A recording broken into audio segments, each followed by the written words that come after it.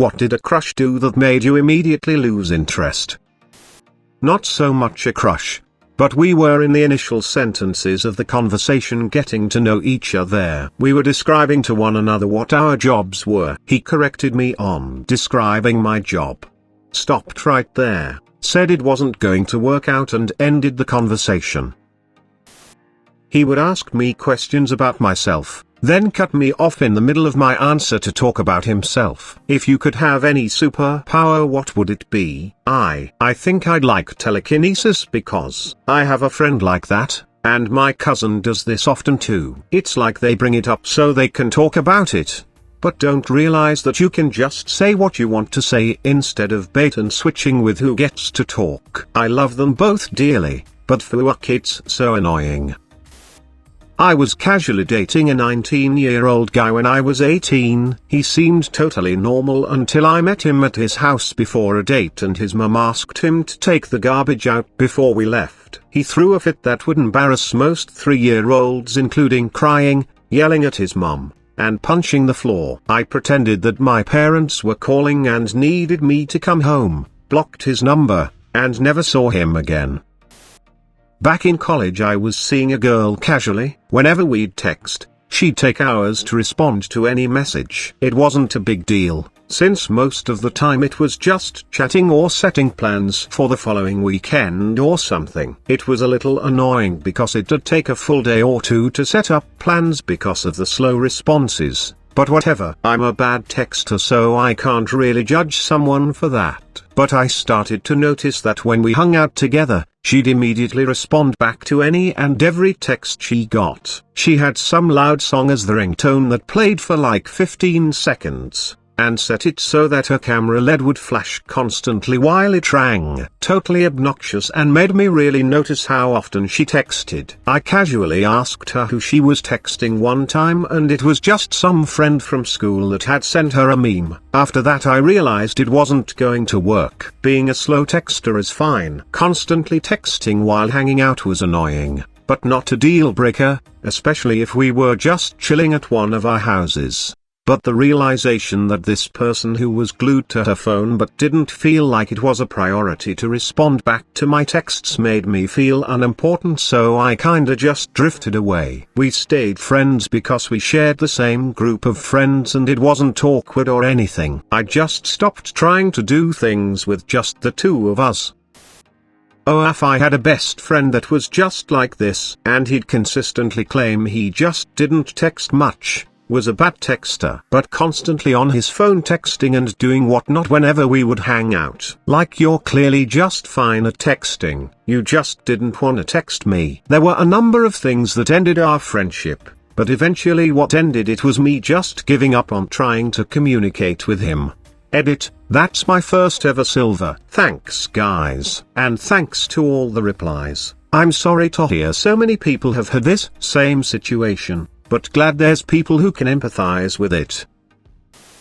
Met a woman, thought she seemed cool. We went out to eat. She's telling me about how she fell on financial hard times and moved back in with her parents. The way she described it just sounded like she got unlucky, not that she did anything irresponsible. It happens. When the bill came I told her I'd pay. She said, "Thanks, I appreciate that. I'm trying to save my money right now." Me, "Sure, I understand, you want to get your own place again." Her, "No, actually I mean I'm trying to save up $500 for a tattoo I want to get." I've got nothing against spending money on tattoos, but when you've just spent a first date talking about the financial troubles you have, maybe now's the time to start putting money away for necessities, not tattoos. Money is a big one for me. Had few dates with a guy who I had spoken to for a couple weeks and got to know. On the second or third date he sprung on me that he is £10,000 in debt because he has an addiction to buying novelty Rubik's Cubes and on sale clothes on websites that use pressure tactics to sell you more stuff. They increase the price of an item every week. Then like 5 minutes later he went on to that clothing website and spent more money he didn't have. After my divorce, I reconnected with a girl I had a huge crush on in high school. After meeting up in Vegas and hooking up for a few nights, then going back to visit and doing the same again, found out she lived with her boyfriend. No clue she had a boyfriend. It was messed up. Immediately lost interest. Said she would turn up on a date. Then flaked. Told me she had been called into work urgently. I said okay, that's cool. Second time she flaked again, said that she had to tutor someone, which made no sense because would you not have that planned? I ran into an old crush a few years back who told me he was into dog baiting. The candle had blown out a long time ago as far as my crush was concerned, but that pretty much killed any intention I had of trying to restart our friendship. I'll bite. What's dog baiting? From my experiences seeing this sort of shit in the Philippines, you'd have a dog in a cage chained in the middle, and an animal, like a cat or whatever, would be thrown in. The dog is trained to maul the fuck out of the victim animal. I believe bets are placed on how quickly or slowly the dog can kill the victim. I went on 2 dates with a girl when I was in college. She was wonderful but immediately wanted to be official and started drafting Instagram posts about us. She wanted to spend every day together and have sleepovers every night. It was so out of nowhere and we literally knew nothing about one another. I tried to look past it but she asked me to be her first and I got uncomfortable. She seemed naive and I didn't want to take advantage. I suggested we take things slow and she took offense. I cut things off and her reaction was super childish. All of this in a 3-week period. Sweet girl, but the pacing was off. Crush comes to my house. I explain how I'm slowly remodeling it and my plans for my house. She then starts telling me I shouldn't and I should do it her way, and let her take it over and let her design, decorate, and do it all. The hell I will. Ask me to be their wingman because they had a crush on my best friend. Same thing happened to me. Then when I moved on he started being sexually inappropriate and bullied me, only when my best friend and my boyfriend weren't around. To this day I was ever attracted to someone like that. Edit, since a few people have been confused, I'll clarify, I was single while into this guy. Then I moved on and got a boyfriend while he was with my best friend. He then kept harassing me. We were driving down the road and she threw a Starbucks cup right out the window. Gross. Edit, thanks for the silver. Also, I was a passenger so I couldn't kick her out, and I'm honestly not sure it was Starbucks, but it was easier than saying paper coffee cup. Smile. Litterers should be turned into goddamned trees.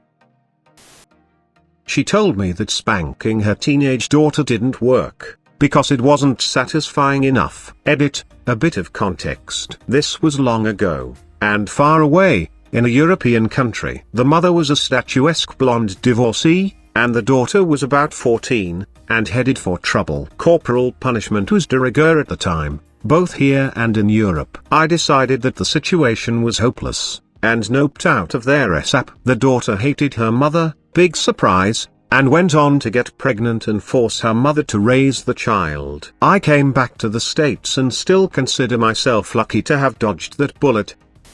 We were eating dinner out and he was rude to the server. Told him, we were pretty close friends, it would be nice to add a please or thank you. He said why should I, she's a waitress, implying he feels superior, and I pay her to do her job. Instant turn off and didn't really want to hang out with him even as friends after the incident. I was on a first date with a guy who balled up his straw wrapper, got out his phone, then timed how long it took the staff to clean it from the edge of the table. He wanted to rate how fast they did every little thing he required. That was the least off-putting thing he did that dinner. By the time he asked if I wanted to detour real fast to meet his dealer, I decided the subway back to my place was where I needed to be, alone. Like, now, thanks and good night. A woman I was talking to was recently divorced and had moved back in with her parents. She already had a child and a couple pets and was talking about getting another pet, and her parents told her no, She chose to go ahead and get another pet anyhow, and basically her parents began pushing her out the door. And it was a stressful situation for her, and I suggested she talk to her folks. However, once she told me she was grown and made her own decisions and did not care about their rules, I suddenly understood and quickly lost interest. I had a crush on a guy in high school who was a little bit of a rebel. Nothing serious, but definitely had a bad boy thing going on. One day in class the teacher told him to do something minor and he flipped out. Basically had a temper tantrum and refused. Totally killed all interest by being an asshole for no reason. Yeah, sometimes the types who yell FCK the system can be funny from afar, until they pitch a fit over something minor. I watched a pretty charismatic guy I thought was just BSing around nearly get kicked out of all state choir because he refused to wear his high school's concert attire. He showed up in formal wear, and brought the clothes from his school, but didn't change into them until the last minute just so he could make a scene about how he was sticking it to the man. I wasn't super into him, but he'd been pretty cute and his shtick had been almost endearing at first. After that I wanted nothing to do with him, and I think a lot of people who had just met him there felt the same way. No one really stood up for him during the whole debacle.